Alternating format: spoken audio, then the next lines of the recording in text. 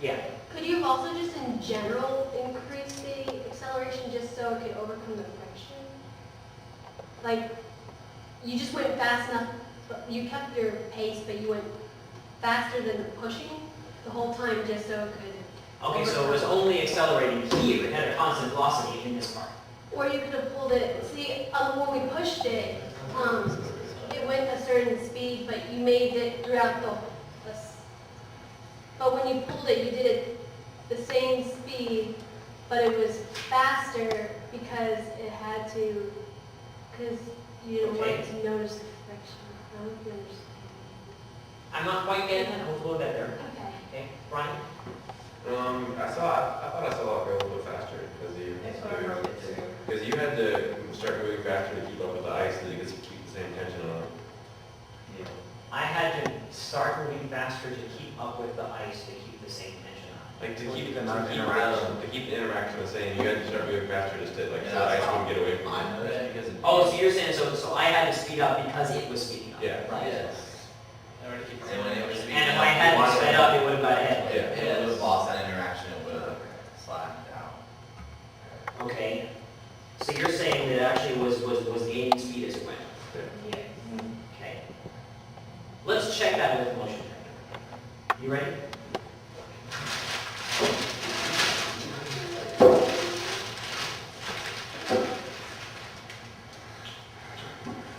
Not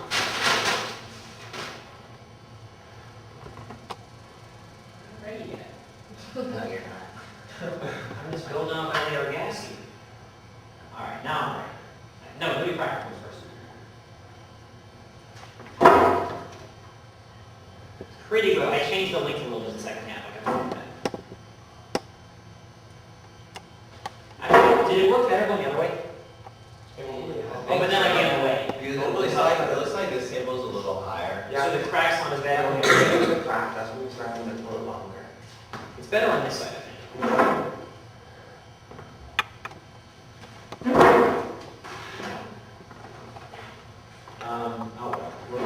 Okay, ready?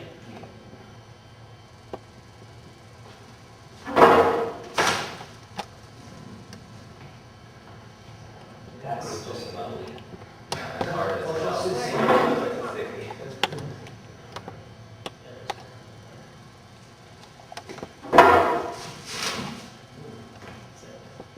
Okay, here, yes, I think we're having the error most of you had on your free fall lap. We are not what? Zoomed in. So let's zoom in.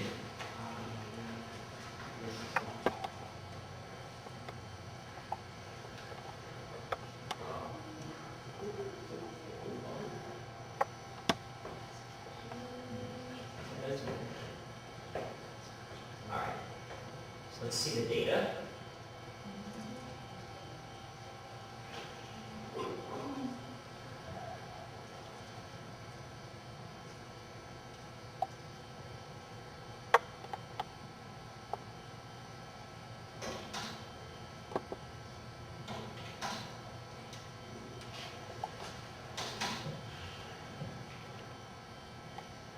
I would say this is just like ugly. You too? I think I want to do this again. What do you think? Because it's really hard to tell.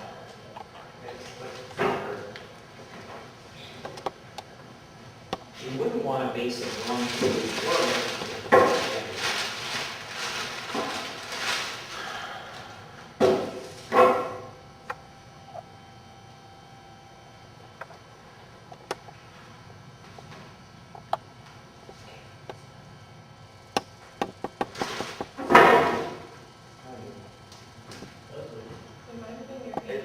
Yeah, could I? Oh, was my hand going?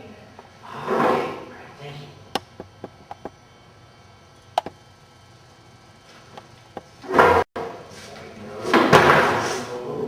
Uh-oh.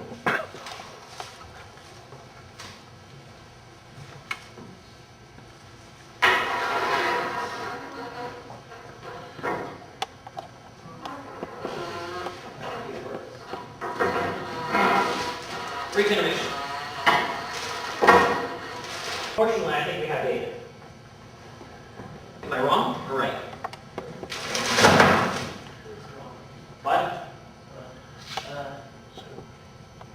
come there's so much stuff on The velocity time just looks great. there? Well, it's because from the position time, can you tell? The velocity time is crazy because the position is pretty bad. But can you tell whether it's a constant velocity or not from the data? How can you tell? There is a distinct and obvious curve to it, right? So how would you interpret that fact? What does the curve tell you? There's an acceleration. Do you agree with me, Tom? You know, what model of motion does the curve match? Constant acceleration, right? And so maybe I can make this a little less crazy, but I'm not sure. Oh, actually, yes, look at that. Yeah, it's crazy, but does it have an overall upward trend? Yes. Okay. So, yes, you're correct. As this force is, just use another word there. Let's leave that. As I continue to interact with it, it continues to do what? So its velocity continues to change, right? Does that match with the model we have tentatively stated? That Ken tentatively stated. Why do you think so? Actually interacting with the velocity is constantly changing. And that's what we were just doing. So like what I was saying, like when there's not interaction, when I have constant velocity, and not all the time they interact with when I have velocity.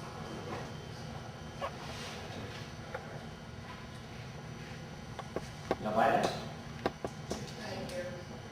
The way I'm You're speaking kind of early. the way I'm rating it is Can you try it again? with the first one, the times when we were interacting was when it didn't, like whenever I had interaction when the velocity was changing. And the times when it was not interacting when the velocity was the same.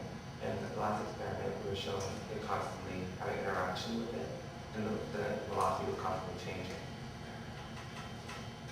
So it's another situation where having interaction seems to go along with the velocity not being constant. Yes? But it doesn't justify the fact that will it accelerate, will it be a positive or a negative change? Yeah, we haven't really addressed that so much, have we? Okay. Does anyone notice anything about these interactions that might help address that point of when it would be a positive change and when it would be a negative change?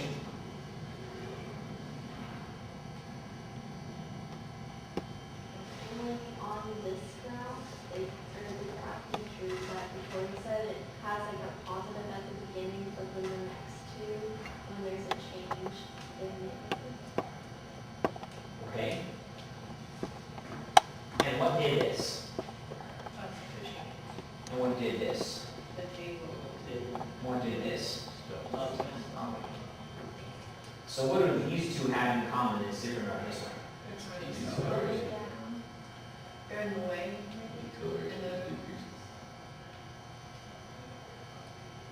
We mean not enough information to really answer that at this point?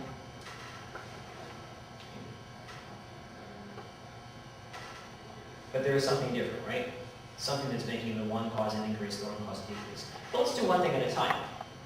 Are we confident on the pattern that Kenneth has articulated? Yes or no? Yeah? Okay. I was going to do one other thing. See if I have enough for this. I can use this one.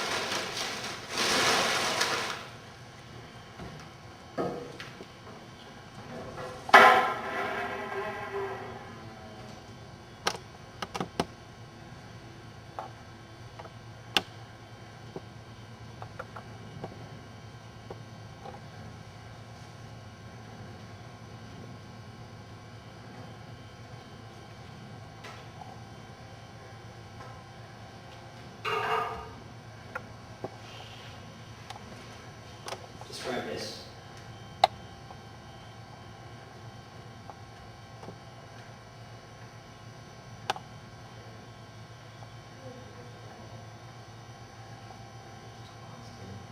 Is the velocity constant?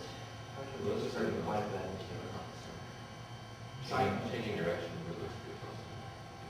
So this change in direction, is the velocity constant? Yeah. Is the speed constant? Yes. Okay. But the velocity is not constant. Is there an interaction?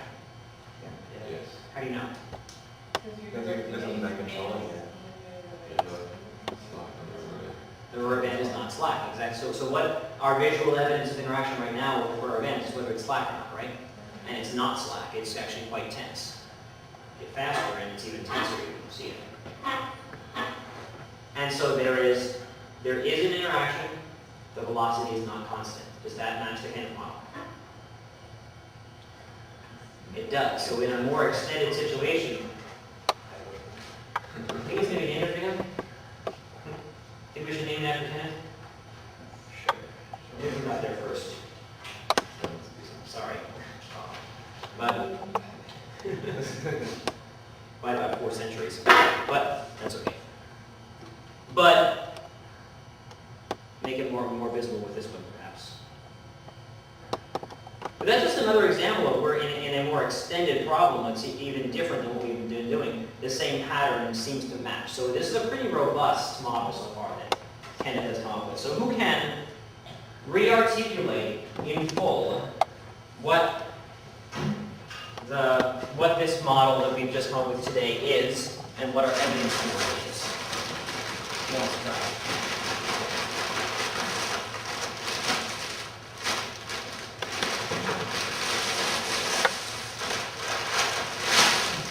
Matt, you got it? No, Yes, you do. Good as up. Wait, what exactly? What have we come up with? What is this pattern that we've noticed? And what are the examples that support it? Well, basically, the whole thing with interactions, Spell that. if an object is being held on by force. Can you use the same language we were using? Basically, whenever you interact with the object, its velocity will either increase or decrease, but if there is no interaction, then it will be constant. Here we go. Is that basically it? Sorry? Yes. Yes. Was there one example we did where the velocity actually didn't increase or decrease, but did change? yes, but then, well, wouldn't that last velocity, one? wouldn't that Okay. velocity be zero? It's hard to call it an increase or a decrease because it's really a directional thing. But it was a change. So maybe our general statement is the velocity will change. Agree. And if you're not interacting, It will be what will be constant? the velocity. The velocities. Okay. All right. All right. That's enough work for one day. I think we got kind of some good stuff. Here's what we need to do for homework. You need to write a pretty good journal entry on this that we just did. There's a prompt for it on Blackboard. There's like 3 questions kind of to think about as you do it. And of course your project is due Tuesday as well. So, which is over the project. Okay, thank you. Which project? This project?